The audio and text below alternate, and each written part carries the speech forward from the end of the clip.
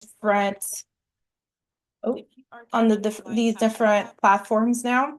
And these actually go to YouTube. So if you're not on my YouTube channel yet, definitely subscribe to my YouTube channel because Facebook is doing a thing where it's deleting videos now after a certain amount of time. So if there's a video that you saw that you like, definitely subscribe to my YouTube channel. I'm trying to figure out how to get my link here on YouTube to put it here because then yeah, when I found out that Facebook just deleting videos out there, I was clutching my pearls and in my feelings like Facebook, how could you? I worked hard on these videos, but to be completely serious about this, yeah, Facebook does delete these videos. So if you want to rewatch something and you don't want to lose it, definitely. Hey there, YH, what's your name? Definitely let me know. Hashtag live in the comments. That's on Instagram. And if you're watching on Facebook, hashtag live as well. Because then I'm not finding the link. I think it's because I'm looking for it right now. And I can't do two things at once. But anyways, let's go to the topic. If you want more funding for your nonprofit, you're gonna have to show up differently, and that's whether you like it or not. Hi, Nick. Nice to see you and nice to meet you. Thank you for that. I'm gonna write that down because then I did not know your first name. Hi, Nick. All right, so you need to show up differently when it comes to funding for your nonprofit because you can't be waiting for money when it comes to anything. You have to start creating opportunities that actually bring it in. And I was having this conversation with someone today that a lot of people are in a situation where they are stressing over income, but yes, it's stressful, but we also have to put ourselves in a situation where we have to create opportunities that are bringing in more income. So, like with the cuts and everything that's happening, like nonprofits specifically, you have to get in a position where you start creating opportunities that you can bring in and generate revenue for your organization because what happens is that you're going to be in a constant flux, a constant like situation where you are panicking and not knowing where you're going to get the funds or the money to pay your staff. And that's not a situation you want to be in. Okay. So I want us to just for 1 minute, let me put my, okay. All right, so that's them. So let's just stop pretending for a minute that money's just gonna show up because we already know that's not going to happen. Like I know my mom used to tell me money doesn't grow on trees. And well, it's the same concept here. Money is not gonna just show up for nonprofits that are doing good work. Okay, it doesn't. Money is actually going to move towards the nonprofit organizations that have more visibility, better leadership and credibility because these are the things that you want to see and that you want to make sure that you're focusing on to ensure your nonprofit is well positioned and able to create opportunities to bring in more funding. Okay, because then if a funder or stakeholder is analyzing like two different nonprofits, one of them, the leader is very well known in the community, networks a lot, and a lot of people know who that leader is, they're going to gravitate towards the leader that has a presence, right? That's more visible and has more credibility, right? So I want your nonprofit to stop saying we just need more funding, but you're not doing anything differently to attract it. Because at that point, you're choosing to struggle. And that's the part that does not make sense to me. People need to stop choosing the struggle and actually choose better. Because when we are choosing to struggle is when we're deciding we're going to stay feeling sad about a situation that's not in our control because the control that we have or the control that you do have over your nonprofit organization is to start creating the opportunities within that organization to bring in and generate the revenue that's needed so you can actually make an impact. Okay, so these are the things I want you to start looking at. Um, because you don't want to choose. You don't want to be choosing like the struggle bus. Like that doesn't make sense, right? So funders are not going to fund organizations that are invisible because it doesn't make sense. You want your organization to be visible and really credible, and you need to be doing work for that. I was talking to a nonprofit yesterday. They're fairly new, and I asked them, "What are your programs?" Like you want your nonprofit, yes, you have ideas of what you want your programs to be, but you also want to be able to put a program in place that's going to help you capture data and actually make an impact. Because if you have a nonprofit and you're newer and you just say, "Oh, these are the programs we have," okay, show me the numbers. You ain't do not one thing to get to make an impact, because you're chasing money, but you're not chasing impact. You're not chasing credibility. You're not chasing visibility. You're not chasing the things that lead the funding to you, because oftentimes people think that money comes when you're chasing it. No, the more you chase it, the more it's going to run away from you. So you need to start focusing on the things that are going to make it easier for it to flow in your direction, in your nonprofit direction, because funders are going to fund nonprofits that lead with clarity, confidence, and a compelling presence, right? Both online and offline. So if you do not have the capacity, yet the staff capacity to do outreach or education, utilize the online platform, online marketing for that. Make sure that you are doing social media campaigns or education campaigns, and making sure you're using hashtags on the platforms that do increase reach with hashtag engage with people. And that's the thing that people forget. Engagement is what's very important on these social media platforms. The more you engage with people, the more likely they are to ask you questions as well. So if you're on social media, you need to start engaging and doing outreach to folks. So you are using your presence on the online platform, because you can actually build your credibility on there. Now, offline is also very important, but if you have a limited capacity for that, you need to, maybe the majority of it is going to be online, but you need to be very active. And offline, you do schedule some time to build collaborations with local people to increase your credibility there, right? So we're going to break down how to shift from being overlooked, right, to being overbooked as a nonprofit organization in terms of funding and support that your mission actually deserves. So volunteer support or funding support, you want to be able to generate these kind of problems, because these are good problems to have, okay?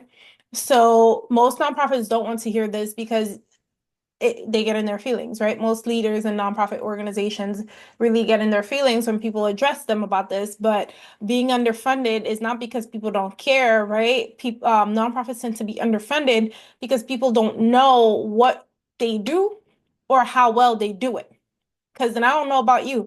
Like, if you pay attention to the comment section is where I live. I don't look at the post too much. I go look at the comments to see what people are saying. Now, if you look at the comments of certain posts about nonprofit organizations or organizations that are doing work, people have a mistrust of nonprofit organizations. So you need to be able to engage enough so people understand what you do and how well you do it.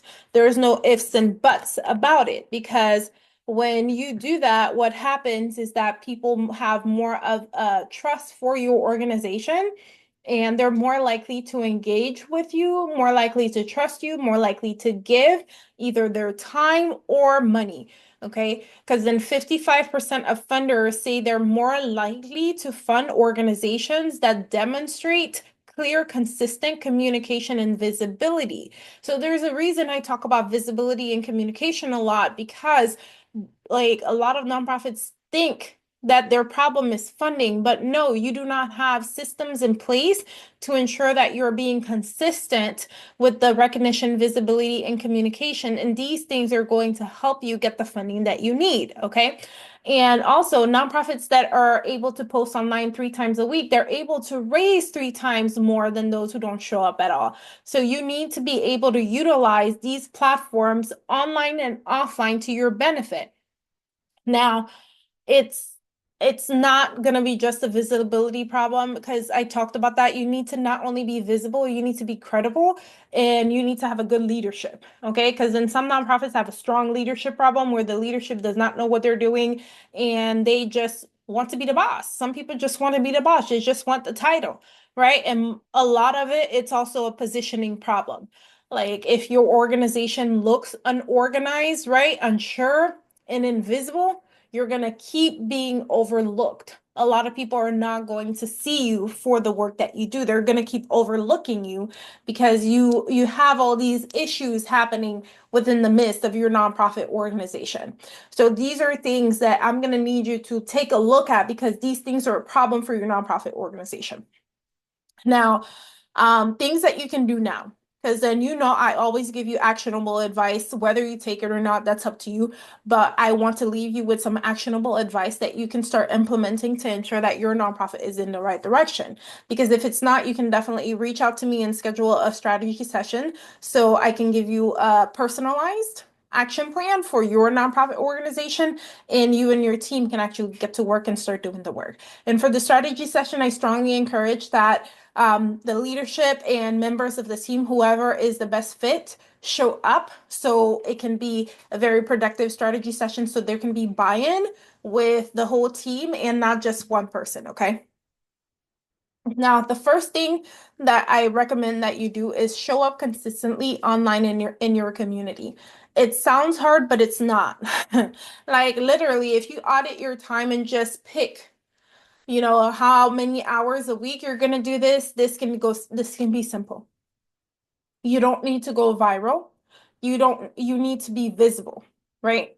So you need to post value-driven content that explains your mission, shows your impact, and invites people to engage. Now, explaining your mission is one, shows your impact, that's something else, right? You need to be able to show people in different ways, not only describing it in some posts, but also storytelling. You need to tell stories of the work that you're doing and how you're helping people. Okay. Now, not only that, you should be seen weekly in local events, weekly, monthly, whatever it is. They need to see your face and your logo consistently at local events, partnerships, or speaking opportunities because community presence equals trust. If you're not showing up in the community, then that's why you're not building trust. Are there fairs happening, health fairs, resource fairs? Think about the summer back to school fairs, like talk to the school districts, see if there is someone responsible for gathering the vendors or organizing the event. Ask about that, who the contact for that is. Send them an email. Hey, this is my name. This is our nonprofit. We would love to participate at the next event. Can you add us to your email list so we can make sure that we sign up as a vendor or register as a vendor for your next event? Whoever it is, find out where the fairs are happening and sign up for, like, build a relationship with whomever puts those events together so you can show up at those events. Okay, build partnerships because you can put your own events together, but build partnerships. Okay, because then you don't have to come out of pocket for everything. You can build partnerships and like you guys can have some value, right? And pool resources there so you can put together an event and tap into each other's communities and audiences so you can all grow. Okay, collaboration is better than working in isolation. Now, the second thing you can do is build partnerships with influential supporters. Okay, now what does that look like? Think about what organizations or whom in your community is very influential. Is it a church leader? Is it a council member? Do you have a relationship with the mayor in your community? Do you have a relationship with the principal at a school who's very popular and has a lot of influence because he's been there for 20 years and knows everybody in their mama? Okay, so think about that. Think about building partnerships with influential supporters because you're actually one strategic relationship away from a new donor pipeline, right? So you stop networking, you shouldn't stop networking when you need money, okay? You need to learn how to build relationships with business owners, city leaders, and align organizations that can open doors for your organization. Because when you're able to build these relationships, it will open doors for your organization that you may never think of, right? An example is a nonprofit partnering with a real estate broker, right? Like you can partner with a real estate broker because maybe they like doing philanthropy work and they support your mission and they decide they're going to sponsor the next event you host. That's something that can happen. So, and that's very close to my heart because me, it's there's a real estate broker because I am fundraising for a philanthropy organization I'm part of, and one person I reached to that was a broker, and he said, okay, send him the sponsorship package. So that's what I'm saying. Sometimes you have to network and build relationships so it can open doors for your organization. You never know. Okay. Now, the third thing I want you to focus on is you need to start positioning yourself as a leader in your sector. Now, positioning yourself as a leader, it may sound easy because you may think just because you have the title of CEO or executive director, you're a leader. That is false because you have to you have to understand what it means to be a leader. And a leader doesn't just boss people around. You walk the walk, you talk the talk. Okay. And you understand that your job as a leader is not to do the minute details and be the worker bee. Your job is to be very strategic and help grow your organization. And you need to be able to do that boldly. You need to start showing up as the subject matter expert, not just someone begging for resources.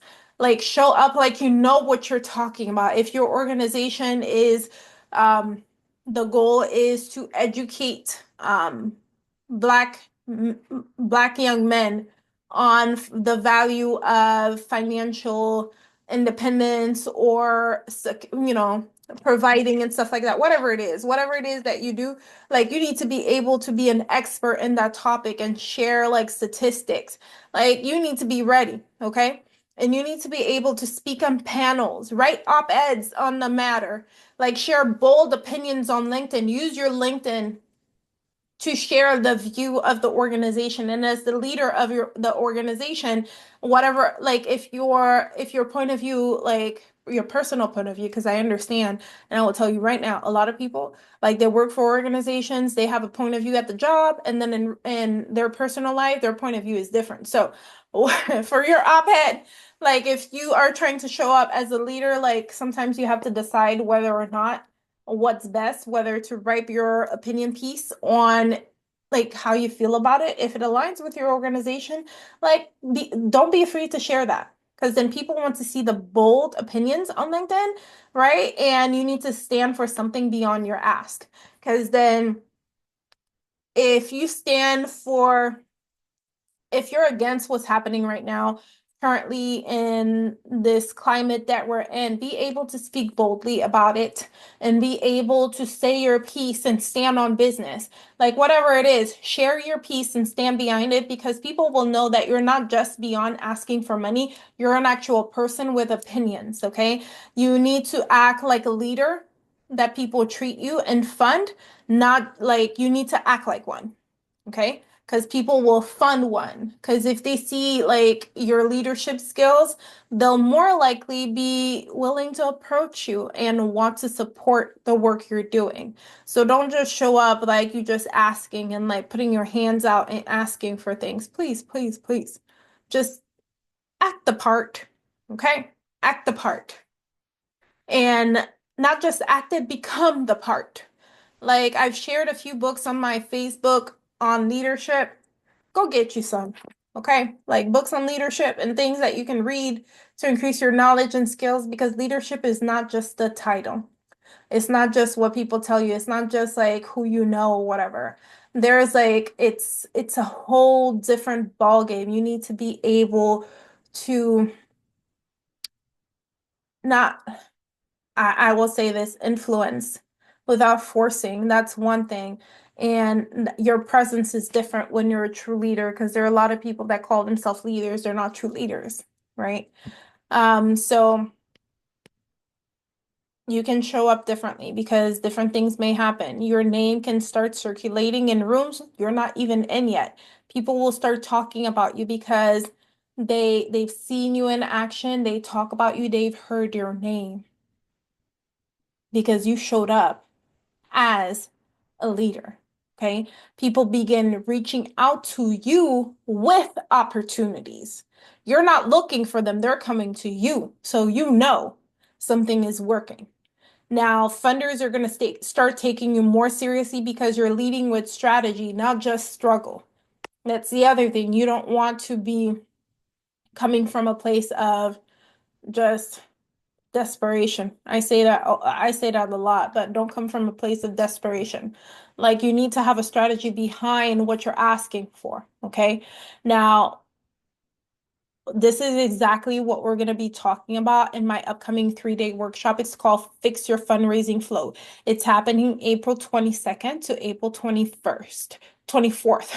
My bad. 22nd to 24th. My brain not working. In this workshop, I'm going to help you create a real fundraising calendar. And we're going to talk about how to align your team with your revenue goals, because that's another important part. Sometimes your team is not able and you don't have the capacity to do the work in your fundraising calendar, right? To meet the goals that you're setting. And I'm going to teach you how to build systems so you can stop scrambling to earn any revenue for good in your nonprofit. So sign up now. The link is going to be in my comments if you're watching on Facebook. If you're on Instagram, DM the word flow and I will send you the link. And if you're watching on YouTube, just comment the word flow and I will send you the link as well. Or you can just email me. My email is stacy@stacyvolsi.com. You can just email me and I'll send you the link. The subject, put flow in the subject and I'll email you the link. Now, these are things I strongly recommend that you start doing these 3 things. So show up consistently online and in your community. 2, build partnerships with influential supporters. And 3, position yourself as a leader in your sector. These are things that are very important for you to start doing, to start seeing things shift in your organization. Because one thing I'm going to ask you to do is to stop playing with your own face. Stop playing with your face and stop playing with your organization so you can actually start leading it. Because if you're tired of being overlooked by funders, there's a reason. You need to step up your game, right? And stop sabotaging your nonprofit organization, right? All I'm going to say, sign up for that 3-day workshop because it's going to be all about work. We're going to be working. We're going to be building these calendars. We're going to be identifying certain gaps and making sure that your team is in alignment. The goal is to plan, align, and activate. Okay. So I don't want you to guess at what clear custom plans look like. I need you to start building one. Okay. So sign up for this 3-day workshop. And then let me know if you have any questions in the comments. But we'll talk soon and let me know. Oh, I should put the link in the comments on Facebook. I forgot to do that. I shall do that. So you shall see the link if you're catching the replay. Bye, y'all, and thank you so much.